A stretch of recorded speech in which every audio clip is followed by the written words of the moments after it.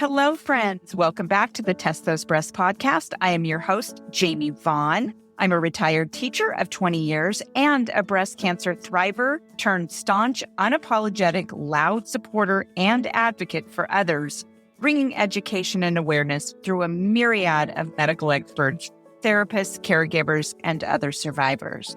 A breast cancer diagnosis is incredibly overwhelming with the mounds of information out there, especially on Dr. Google. I get it. I'm not a doctor, and I know how important it is to uncover accurate information, which is my ongoing mission through my nonprofit.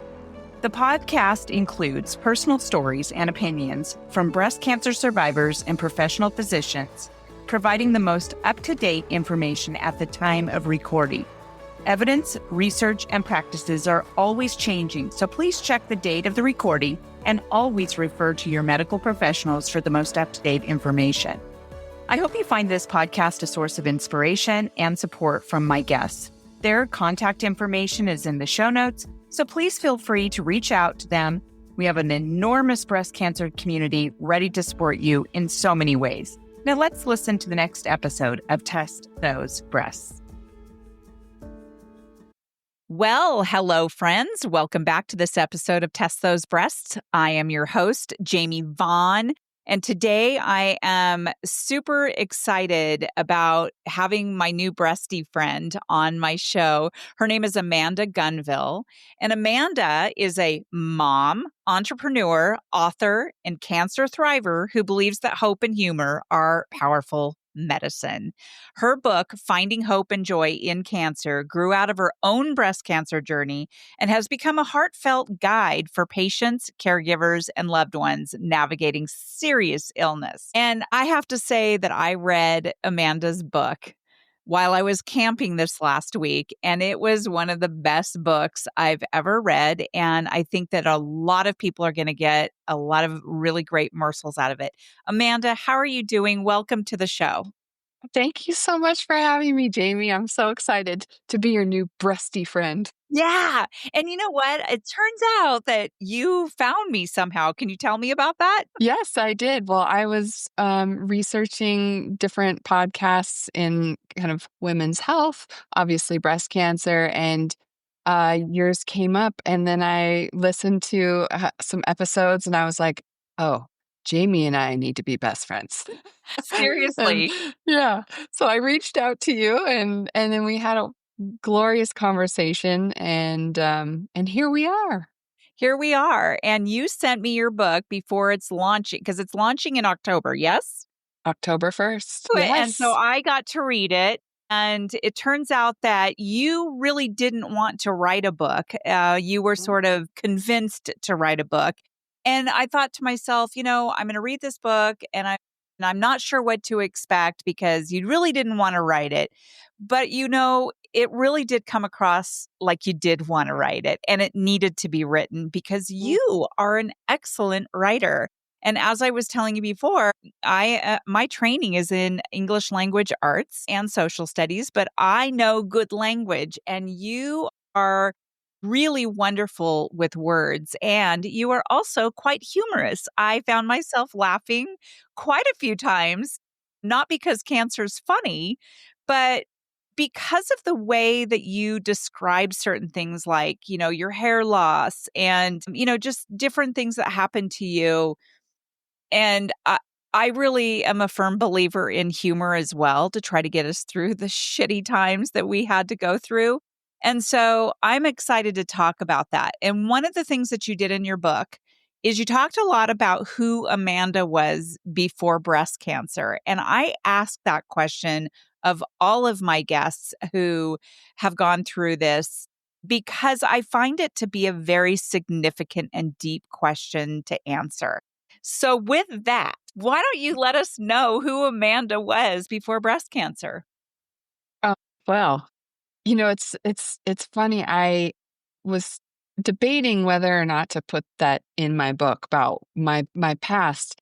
And I talk about it as hey, if any of these things about my life resonate with you, let it be a warning for you today if you are currently not going through cancer. So who was I? I was newly married. I started this fun game of marriage and motherhood late.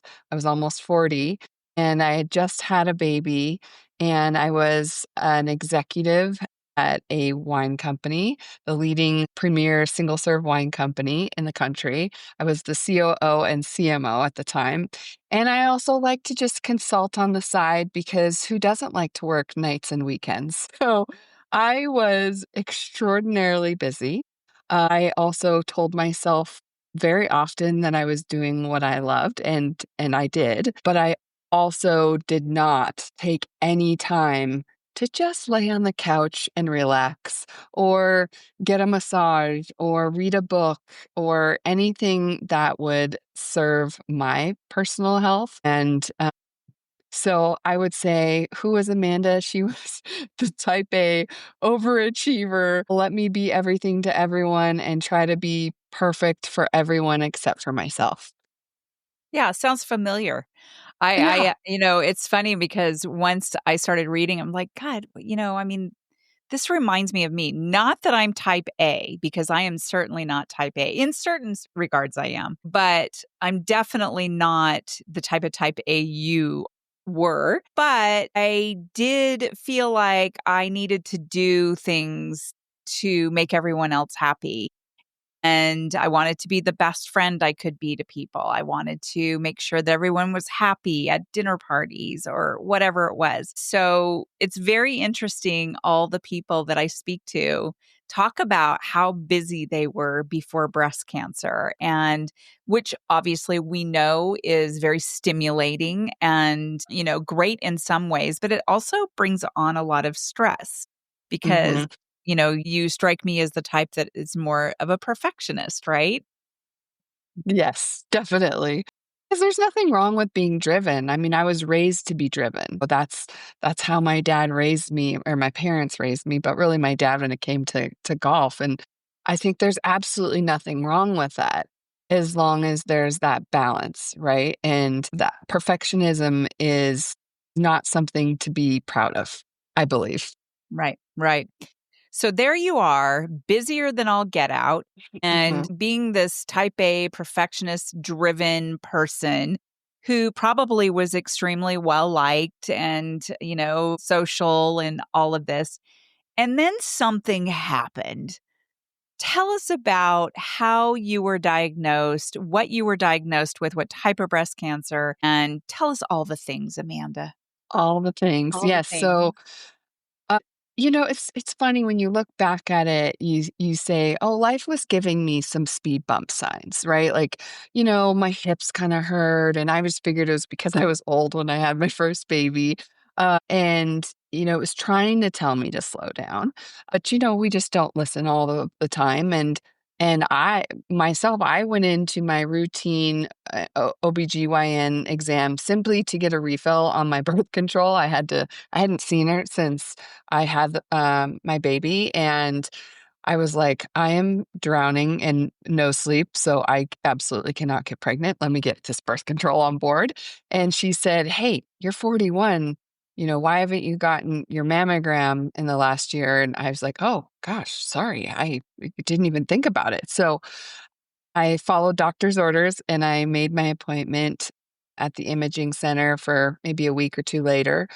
And I went in, I was laughing with the tech, honestly had no inclination, that anything could possibly wrong, and it was probably 2 days later, I received a call that said, "Hey, we just need you to come back in for further imaging. Nothing to worry about, no big deal." And I was like, "Huh, that's interesting. I'm just gonna go in my patient portal and see what the report says," which, by the way, you're not supposed to do, but I couldn't help myself, you know? And I looked at the report and I just literally copied and pasted some of the really big words and put it in Doctor Google because it's usually accurate, right? Right, right. And, but there was a few medical journal reports that said anytime this big, long, fancy word is present in your imaging report, it almost always means malignancy. And I freaked out, of course. and sent it to everyone in my family everyone's in the medical field except for me. I'm the black sheep. And they all said, that's concerning. And so I will cut to the chase. It was a very long story, and I can get into self-advocacy and how I was able to get a proper diagnosis in less time than would have been if I wouldn't have advocated for myself. But I was ultimately, after many imaging, biopsy, MRI, etc., diagnosed with stage 2 triple positive invasive ductal carcinoma. So that was my diagnosis. And you said HER2 positive as well, right? Yep, Yeah. triple positive. So estrogen and progesterone positive and HER2 positive. So we know that when you have HER2 positive, that is when you have to do the Perjeta and Herceptin, right? Because Mhm, because even now it's so hard to sort of pinpoint all the different types of breast cancer and what kind of treatment everyone gets. mhm. I just remember when I had stage 2 HER2 positive ERPR negative. Oh, interesting. Yeah, and I looked at a lot of different stories about breast cancer and followed people on Instagram, and all the stories I would hear is that people got breast cancer and went immediately into surgery and then did chemo and radiation. And I couldn't figure out why it was that I was going into chemo first and then surgery. Like, people were like, "Why don't they just get in there and cut that sucker out?" And I'm like, "I don't know. I'm like, I'm not I'm not a pro, but Yeah. it turns out that when you have that, they want I was it was explained to me that they want to do the chemo first so that they can find out what the efficacy is of, in your body, whether it's going to work on your body. And if there is a significant difference, then they know that that chemo is working. But they also want to shrink it as small as possible before the surgery. So that's the Mhm, only explanation I was given. So, and I did not Google things because I had a friend of mine who told me straight out the gate, do not Google things. And mhm. she had breast cancer. She said, just don't. You'll go down the rabbit hole, you'll go down the dark hole. And in your book, you talk about going on Google and going into the dark abyss of Yeah. craziness, right? Freak you out. Okay. So then tell us the subsequent steps, towards your treatment, what was being told, where your mind was, and all of that. Mm.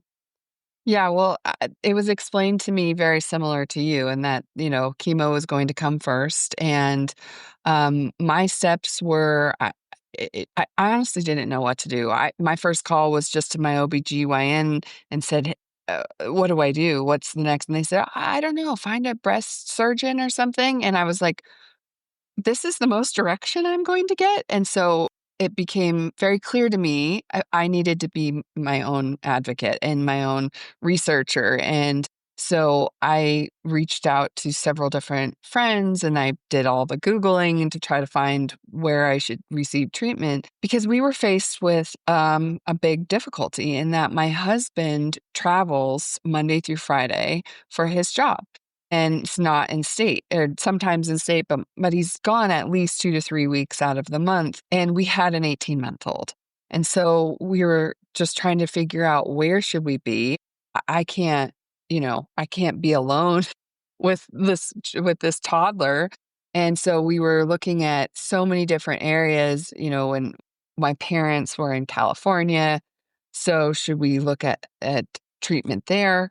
And ultimately, I ended up choosing my breast surgeon first. And I'm actually thankful that I did. I think it's important to, that's the person who's going to remove the cancer completely from your body. You want somebody who does it, in my opinion, day in and day out. Mhm. I'm not saying that there aren't great breast surgeons who also do appendectomies, but for me, I really felt like it was important to have somebody who that's all that they did. Right. And so that's really how I chose my treatment place of treatment was I went to this really great breast surgeon at USC Keck in Los Angeles, which was not the easy decision. We were 2 hours from that. So that meant I had to drive 2 hours to get to treatment. I would drive in the night before, and it was, it was not an easy thing to do.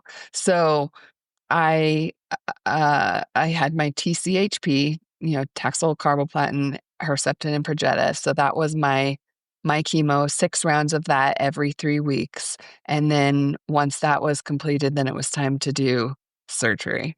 So that was my ultimate treatment plan.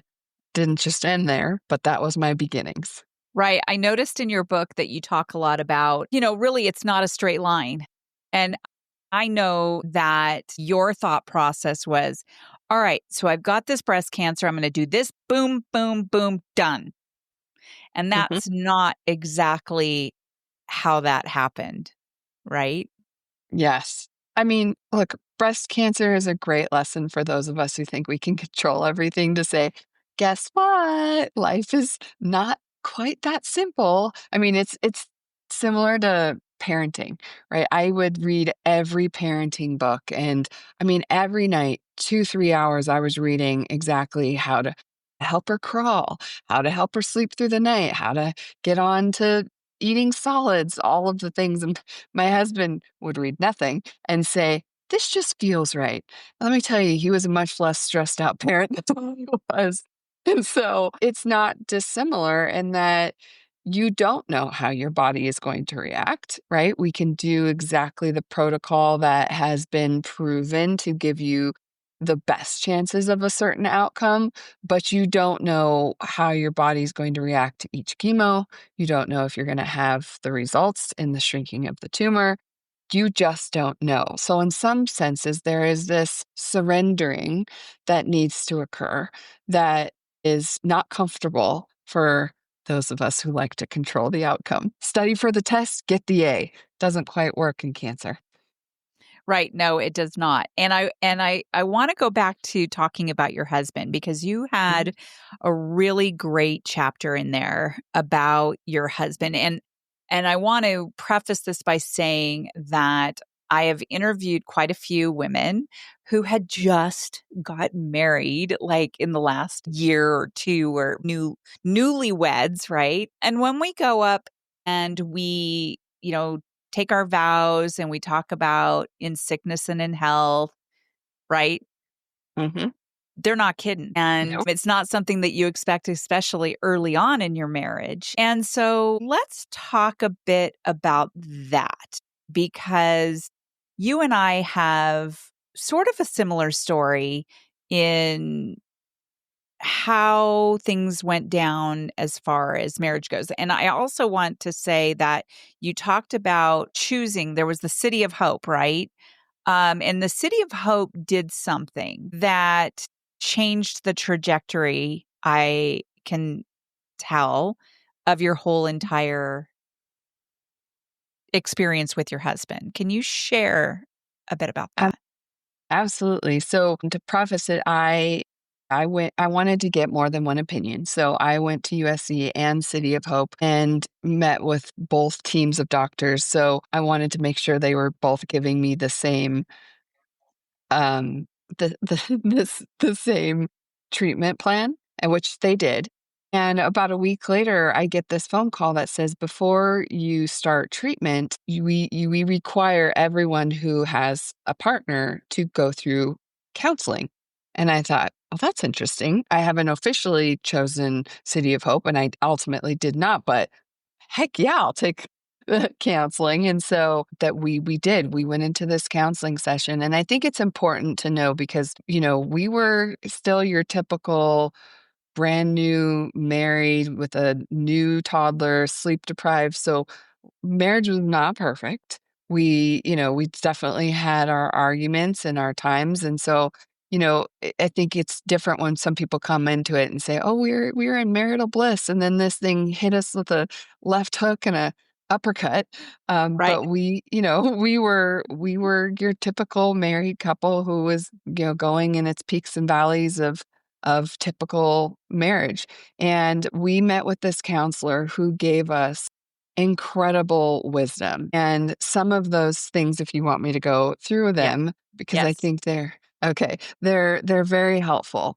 the first thing she said is that we will both be on two separate journeys. And what she meant by that was that my husband was going to be experiencing his own set of grief patterns and feeling helpless and not knowing what to say or do.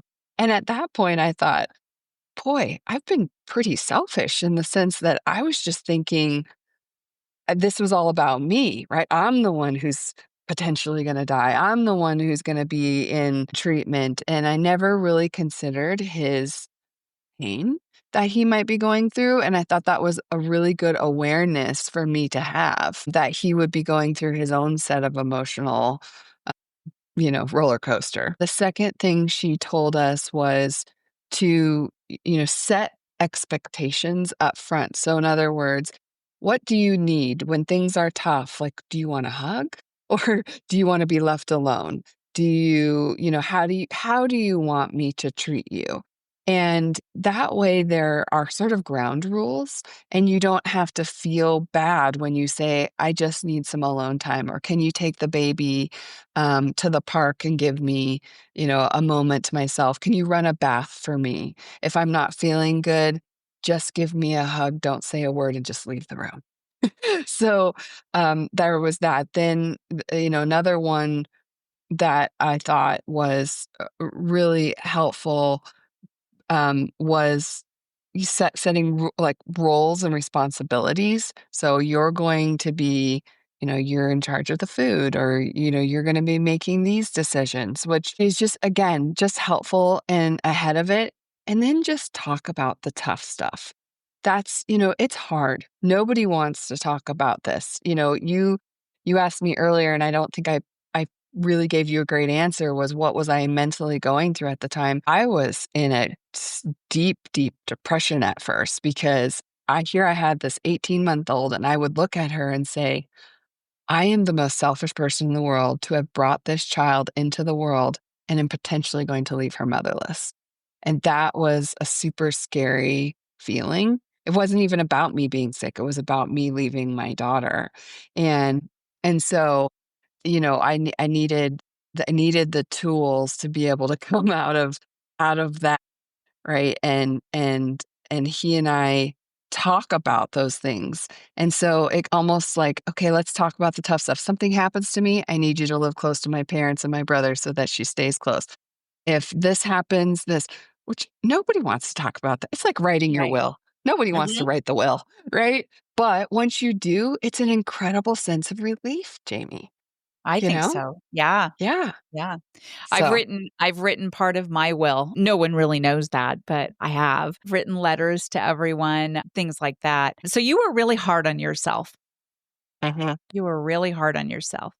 And mhm, I really found it intriguing that they required you to have a counseling session with your husband. And I find that to be really incredibly important because when I was diagnosed, that was not the case. I was seeing another therapist after my mom died, and that's who I'd been seeing. And I started seeing another therapist when I was diagnosed, who I'm still with to this day, and I just freaking love her. She has helped me through so much, all the way through my treatment, all the way through my surgery, and starting the podcast, and going through all of the depression, not thinking I had anything to give to the world after my surgery. I went through all kinds of ups and downs, and she has really helped me. But that February after my first surgery, my husband and I were at each other's throats. And he just kind of had this idea that I was going to get back to normal and everything was going to be fine. I was done with my treatment, done with my surgery, all the things. And that's just not how it works, as we know. I left for a couple of days and I came back and he said, "Oh, I'm so glad you're home." I said, "Babe, I really think we need to go to therapy." And he says, "I'll do whatever you want." And I said, "No." I said, "You need to do what you want to." Ugh. And he says, well, I want this. So we ended up going to therapy and we had a wonderful therapist. She got us through a lot and we talked a lot about the elephants in the room and got us through what we needed to get through. And I'm a firm believer that marriages are, that it takes a lot of work. It's not, you just, play house for your life and you don't have any problems. We all go through tough times, and when a cancer diagnosis comes into play, that just throws a huge monkey wrench into the whole the whole playing Right? house thing, right? So I just really am so happy that that was the requirement, that you had to go to a therapy session, and it seems to have really helped. It absolutely did. I talk about this in the book too, is that you're in a relationship with yourself as well. So, even though it was required of us, it was, by the way, I had 5 different cancer centers throughout my 2.5 years of treatment. And that was the only place that offered that proactively and mandatory. So kudos to them for making it mandatory. I really believe that everybody also, like you, had a therapist that was working with me. She was working with me as a business coach prior to diagnosis. Unbeknownst to me, she had counseled many executive women through their own cancer journeys. And I am forever grateful to the wisdom that she gave me. And I feel like it helped enormously. So I would say to anyone newly diagnosed that yes, get the counseling session immediately with your spouse if you have one, or a partner if you have one, but also get one for yourself, because this is going to be the hardest thing you will ever go through mentally, right? And so it's so important to be armed. I mean, just have an insane tool belt of armor that you can use as you go through the roller coaster of emotions, good, bad, painful, all of them. Yeah, and it's really helpful to be able to have someone that can help you sort out what's going on in your mind, Yes, because it is a mind F, you know what I mean? that is an understatement. Yeah. Um, so, okay, so and your husband and you and your husband are doing quite well today, yes? Yes, yes, but I mean, I'm not gonna sugarcoat it and say we didn't still have challenges. And then after, it was all over, same thing, like, "Oh, we're back to normal, let's do this." Because it doesn't just magically, glitter dust, "You're done and everything is beautiful." No, there's so much recovery and there's so much that you're a different person. For sure. Yeah. So, yeah, but we are doing really well, but not without work. Right. You probably, that kind of experience, I feel, really helps people with the way they communicate with each other. And Mhm. so when you do have those tense moments where you are just pissed off at each other for whatever reason, whether it be, why does it seem like parenting is so easy for you and it's not for me? Why is what I'm doing not working? And you can just sit back and, it just feels right. This is the way we should do it. Yep, I kind of sensed in your book that there might have been a little resentment there. a little. If you quantify a little as enormous, yeah. Yeah. Oh, for sure. I will own that all day. I was Yeah. absolutely, that was the feeling that was, prevalent in our marriage, Yeah. for sure. I love Mhm. how real you are. I think that, not sugarcoating the whole experience. And there's so many arms to this experience and not sugarcoating it. But I liked how you, and I want to start getting into this in your survivorship. I liked how you not only told us the good, the bad, the ugly, you helped people, especially people who've never been diagnosed. One of the my audience, I love when people listen to this podcast who've never been diagnosed, because it can give them so much knowledge before they're ever even diagnosed, if they're diagnosed, right? And Mhm. we know that 1 in 8 women are diagnosed with breast cancer, and that's a very, very important statistic because chances are you're probably going to get it depending on how, like the longer you live, you're probably Mhm. going to get a cancer, right? So arming ourselves with the knowledge that we need beforehand is so important because there was so much I did not know.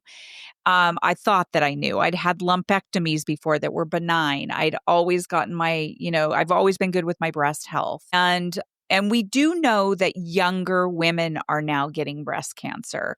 Mhm. I have interviewed quite a few people in their late 20s, early 30s, new moms who have gotten breast cancer. And it's always a shock, not only to the patient, but also even to doctors, because though I've had people who've said they went into their OBGYN and they said, nope, you're too young to have breast cancer. Don't worry, it's just a cyst. And then come to find out they had breast cancer. And so doctors are even like shocked that younger women are getting breast cancer. So the more knowledge we have, even if somebody reads your book now, they've never been diagnosed, they'll be able to go in a lot more armed. So let's talk about that. Let's talk about how the book came to be and what else you're doing in your survivorship. I know you mentioned that you're kind of the go-to person in your friend circle. Yeah. I'm the Yeah. go-to person as well. It's because of you I got my first mammogram, or it's because of you I Mhm. advocated for myself. So Mhm. tell us what you're doing in your survivorship, how that is also helping you as this new bloomed human being, beautiful woman. Mhm. Thank you.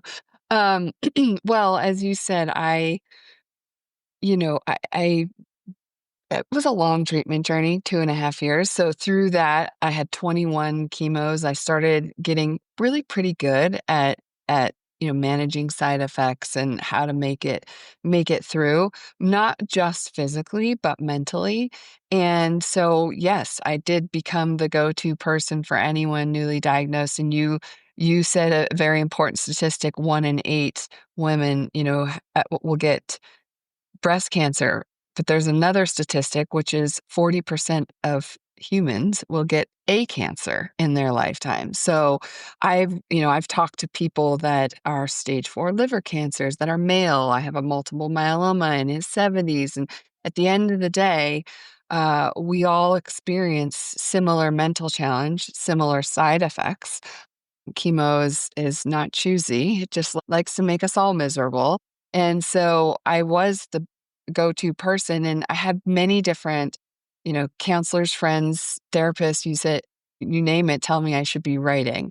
And I said, "Oh, I'm not a writer. I'm not a writer." And I one day in the middle of the night, 3 a.m., woke up with a start. I always read about these moments, never thought they were real, but the words were literally in my head, just swirling. I knew exactly what I wanted to write, so I got up and I just wrote it down, and that was it. That was the end. I went back to sleep.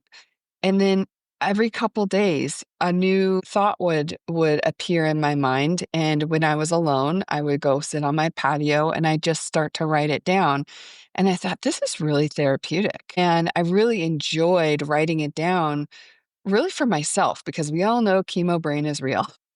And sometimes you forget these things. So I started writing it all down, and I enjoyed the process. It was very cathartic. And at the end of it, when I was done with writing down my entire journey, I realized that there was all of these nuggets interwoven within my story that I tell people all the time when I'm talking to them, of how to combat mouth sores and how to be resilient in your mental game. I mean, you name it. What's the best thing you can tell your family and your friends so that you have the support you need throughout your treatment?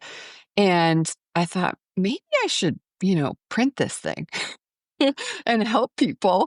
And of course, once I made that decision, then it blossomed into its own thing. And I decided, I'm going to go ahead and do this right, and publish it, and create a book that, as you so kindly said, will make people laugh while giving them the tools to navigate it, whether you're the patient or you're the caregiver or a family or friend just wanting to know what the right thing to say or do is.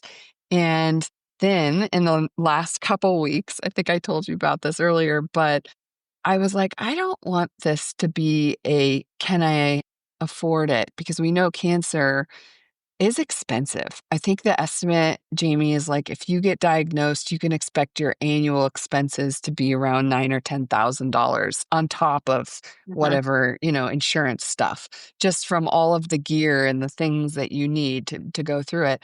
I said, I don't want this to be just one other thing. So I decided to create a book drive. And it's right now it's grassroots, but I'm hoping to be able to get it, to expand out. And for every $10 people donate, a book is delivered to a cancer center and given directly to a patient who has been newly diagnosed or is going through the thick of treatment. And I don't know if you experience this, but when you're first diagnosed, they give you that giant binder, the Yeah. binder that has all of the medical stuff in it. Yeah. And it's kind of scary. It's helpful and informative, but it's also scary. It's like, oh, great. These are all the things I can look forward to.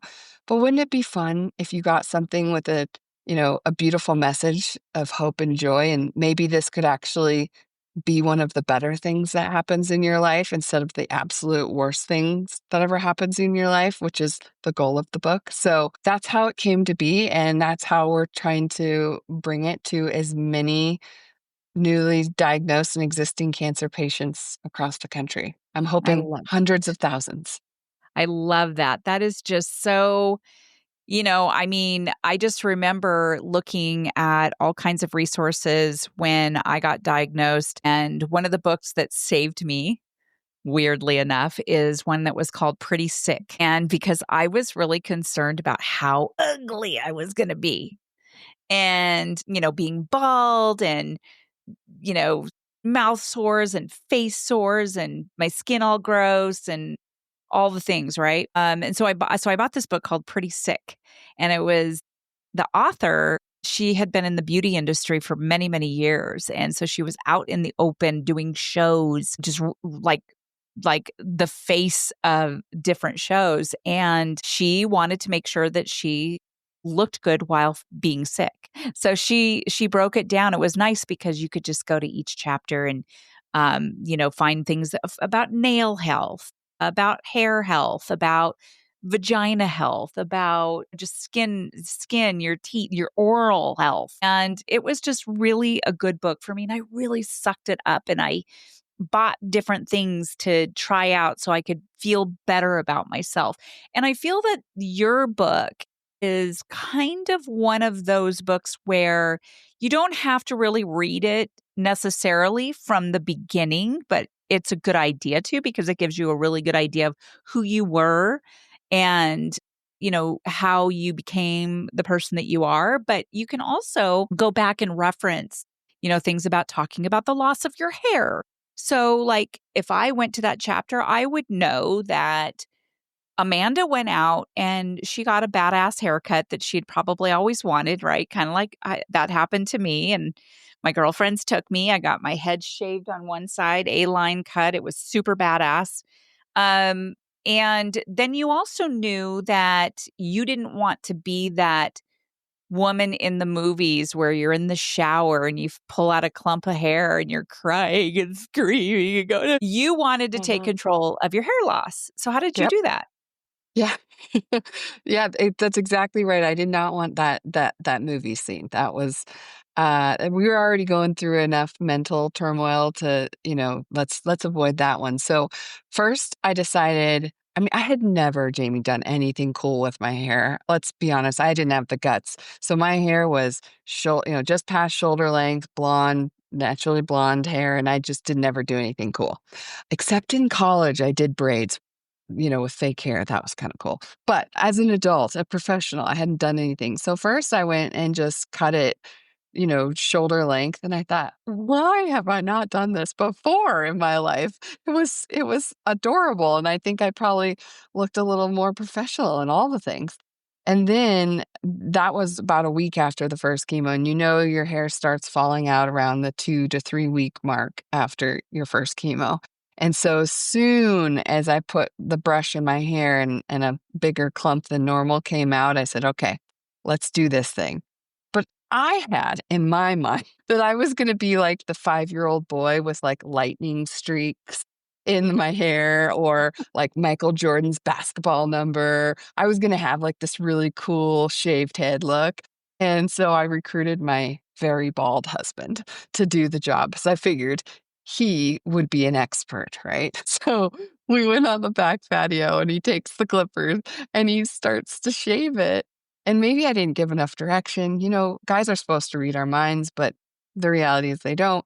And all I can tell you is that it turned out to be this like bowl cut with like a half crop circle. And so I looked in the mirror and I was like, well, wasn't exactly what I had in mind.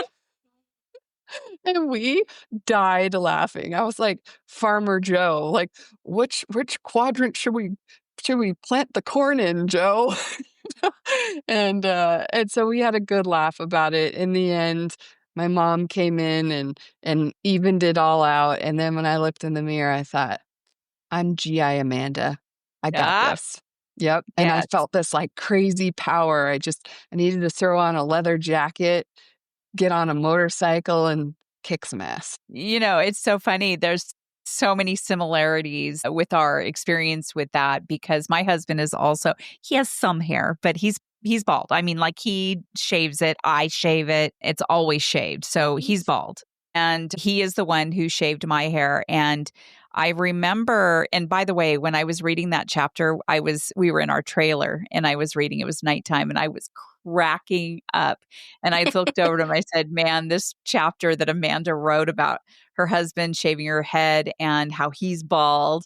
And he was laughing because the same thing with us. We used to take selfies together when I was bald. Yep. And he thought it was really, we call them weefies, weefies. Oh, cute. But he shaved my head. And he called me GI Jamie. And I also, I think that you also felt a sense of, I don't know, badassery maybe Oh, yeah. when you had your Oh, yeah. I'll have to Heck send you yeah. pictures of me when I was had a shaved head, and I actually ended up really liking it too. And actually, that day, I said, "Hey," I said, my hair started falling out, and I we need to shave my head." And I brought the clippers with me when we went up to this place that we always go go camping at his friend's house. We just pull into their yard and we camp in their yard.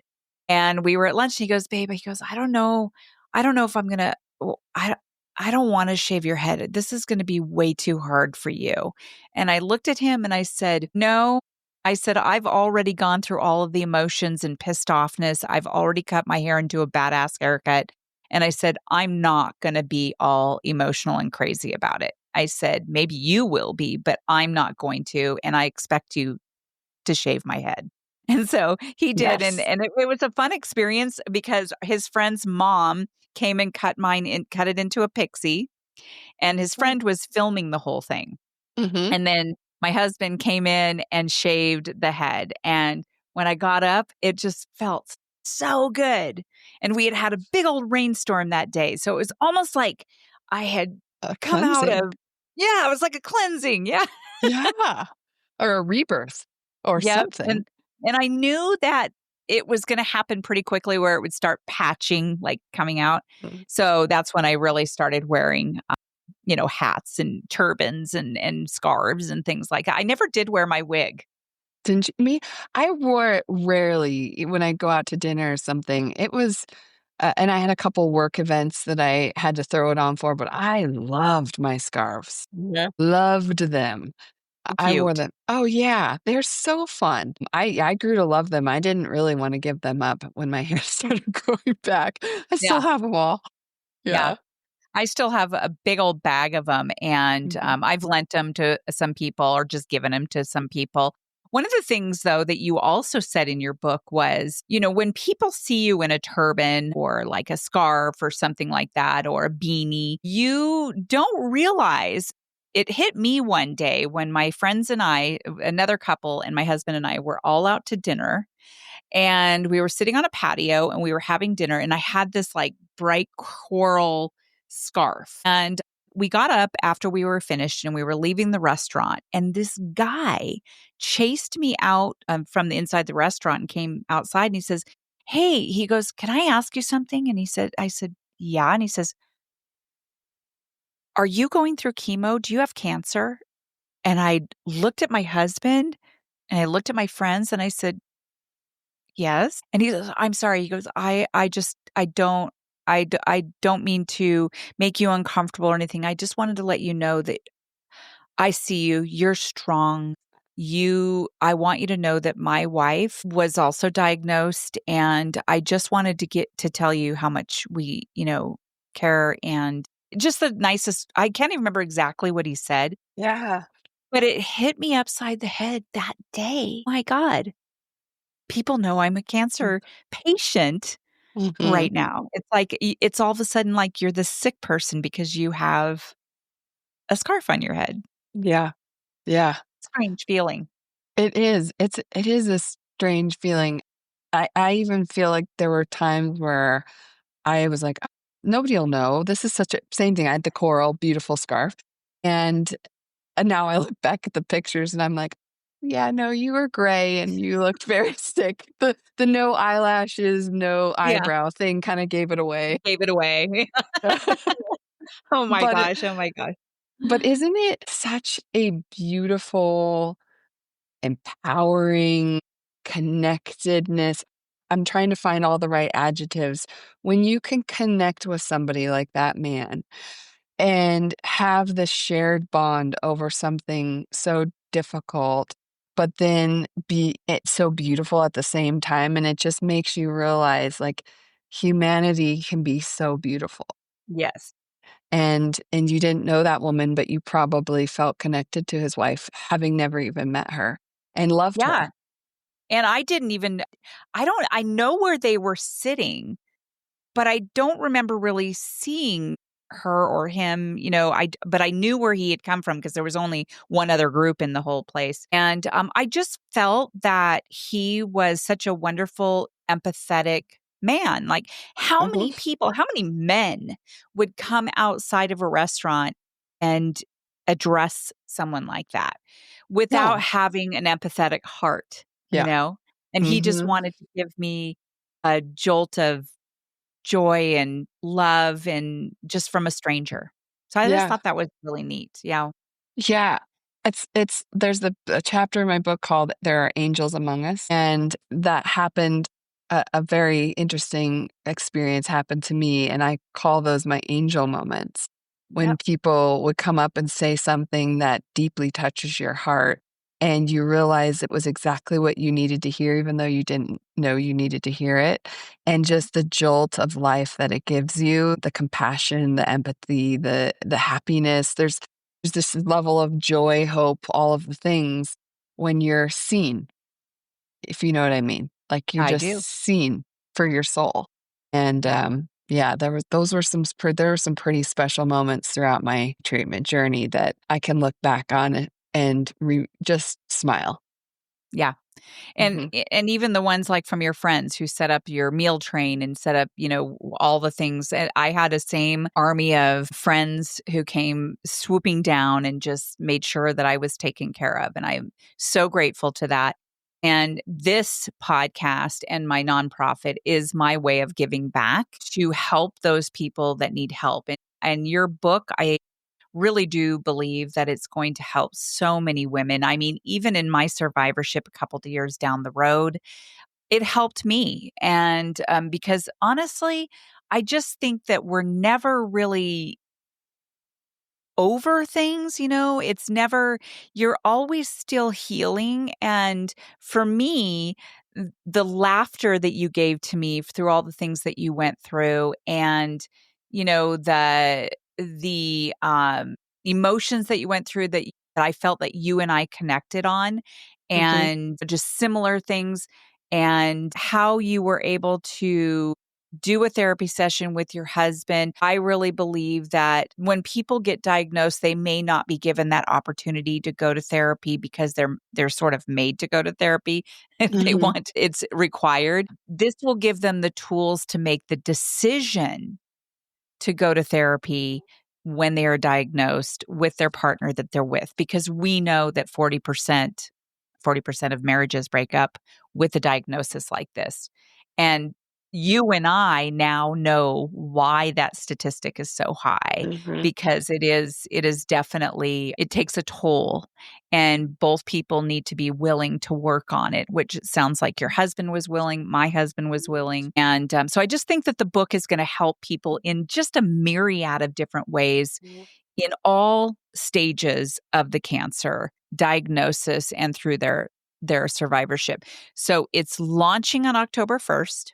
We're going to have the link in the bio in the show notes, right? And Yay. that's so Yay. exciting. So exciting. Is there anything else that you would like to leave us with? I want to kind of focus on people who've never been diagnosed. At the end of your Mhm. book, you have some great morsels of advice for people Mhm. for different things, right? What kind of piece of advice would you leave for someone on this show that has never been diagnosed before? I think I named 33 Yes. in the Yep. book, but, you know, the most important thing, I believe this is true with anyone, but especially with women, as we're trying to be everything to everyone, and guilt, no matter how you're raised, seems to be a prevalent feeling that we tend to have. And you shouldn't. I really think you absolutely need to prioritize self care. And as I always like to say, and many people say it, I didn't come up with it, but you cannot pour from an empty cup. And that's really, really, really hard to do and very easy to say because we don't. But when you're tired, rather than getting up to vacuum the floor or put the dishes in the dishwasher, first ask your body what it needs. What does my body need? Close my eyes. What does my body need? And do that first. Then it's what does my mental health need? And then it's along the lines of spiritual health. Because once you've addressed you and your cup is full, then you can go and be the best mom, the best spouse, the best professional in your work environment. You'll be so much happier, and I do believe that stress breeds disease. So if we can nip that in the bud, and for the people who have not, and hopefully you'll hear this advice, you'll take it up and you'll never get diagnosed, then I think that would be a wonderful takeaway, is to just prioritize you. And it doesn't have to be huge. Of course, I like a good spa day, but that's not available to everybody and certainly isn't to me every week. But whatever that, it could literally just be deep breathing for 10 Mhm. minutes a day in the quiet. It could be dancing to your favorite music in your underwear. Right. Whatever brings you joy, that's what needs to be done, and make it a very regular practice. Right. And when we do even take care of ourselves, that's not to say that you're not going to get breast cancer or any other kind of cancer. But what I can say is that I was really healthy when I got diagnosed. And come to find out, it doesn't matter if you're healthy. Cancer can find you, right? Yep. But what matters is that the healthier you are, mind, body, and soul, Mhm. the better you're going to be able to move through the treatments that you're going to need to get through the cancer. And I am a firm believer in that, the healthier you are, the better you're going to be able to move through it. I love that because you cannot control what happens to you physically, sadly. I mean, you can try to take precautionary measures, but at the end of the day, you don't know how your body is going to fare in this life we get to live. But you can control the thoughts that go through your mind. You can control your spiritual alignment, whatever that means to you. And if you can control that, I think you'll move through life in a more abundant, joyful manner, no matter what your body goes through, no matter what ailments strike you, no matter what, doesn't even have to be disease. It could be relationships. It could be, Right. you know, the loss of a job. It's chemo. I say that with my hands up in quotes. Chemo is whatever challenge you have in your life will impact everybody. It could be aging parents, but you can control your mind, body, and soul, as you so perfectly said. If we can arm ourselves with that joyful spirit, then maybe, just maybe, we can get through this life in a better fashion. Yeah. And it just made me think about something that you had said in your book as well. is something about allowing yourself to go through the emotions, Mm. because even though you are trying to be strong and you're trying to control your mind and things like that, it is really important and actually healthy to let yourself feel those emotions. Like if if you're going to have a breakdown, have a breakdown. Let it happen, let it move through your body, right? Yes, that is something I learned on the second half of my journey. So the first half of my journey when I was first diagnosed, I was so hard on myself and just saying, "You have to be happy, you have to be hopeful because that's how you're gonna get through this, and that's, you're gonna have a better recovery." And I was trying to force grief out of my body, right? Like, and really ignoring it.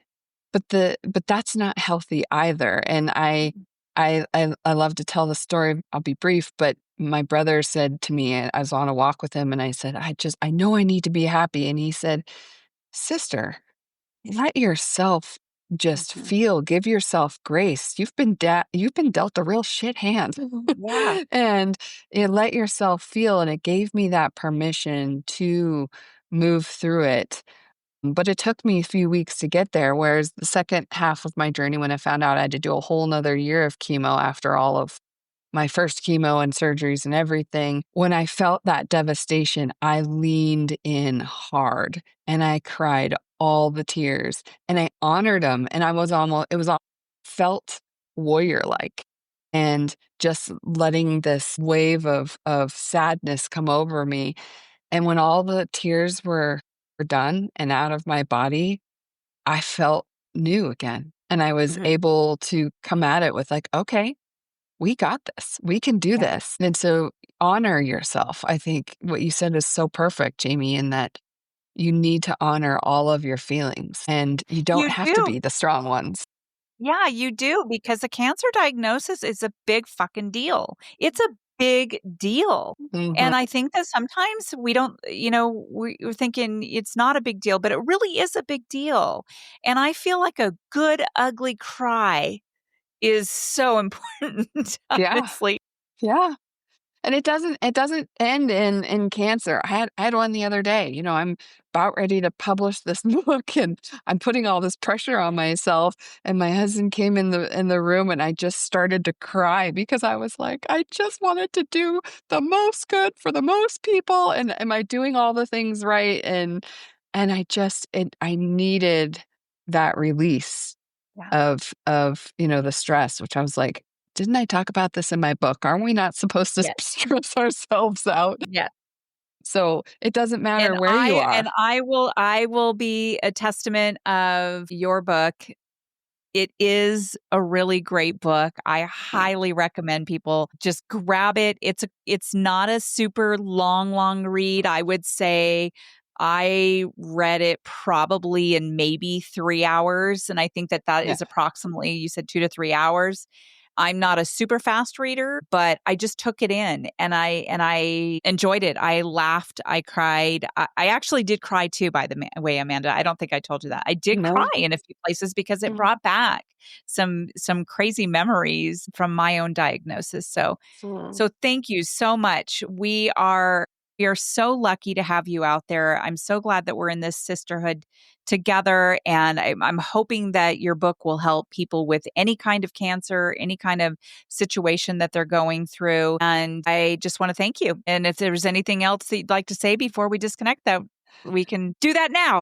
Yes, well, it would be amiss if I didn't tell you thank you in return because your podcast is a joy. It really is. It is so wonderful to listen and to hear other women share the feelings that I also feel and give me permission to feel those things and know that I'm not crazy.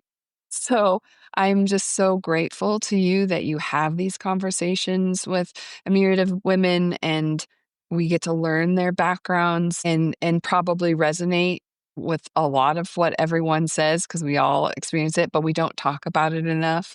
So thank you for the work that you do. This is no small task to put these talks together and these podcasts live. So thank you very much for the advocacy and work that you do for our community. Thank you so much for saying so. All right, Amanda. Well, thank you again. And to my audience, I really hope you enjoyed this episode and I hope you grab Amanda's book. It'll be launching on October 1st. I will have the link in the show notes. And we will see you next time on the next episode of Test Those Breasts. Bye for now. Friends, thank you so much for listening to this episode of Test Those Breasts. I hope you got some great, much needed information that will help you with your journey. As always, I am open to guests to add value to my show, and I'm also open to being a guest on other podcasts where I can add value. So please reach out if you'd like to collaborate. My contact information is in the show notes. And as a reminder, rating, reviewing, and sharing this podcast will truly help build a bigger audience all over the world. I thank you for your efforts. I look forward to sharing my next episode of Test Those Breasts.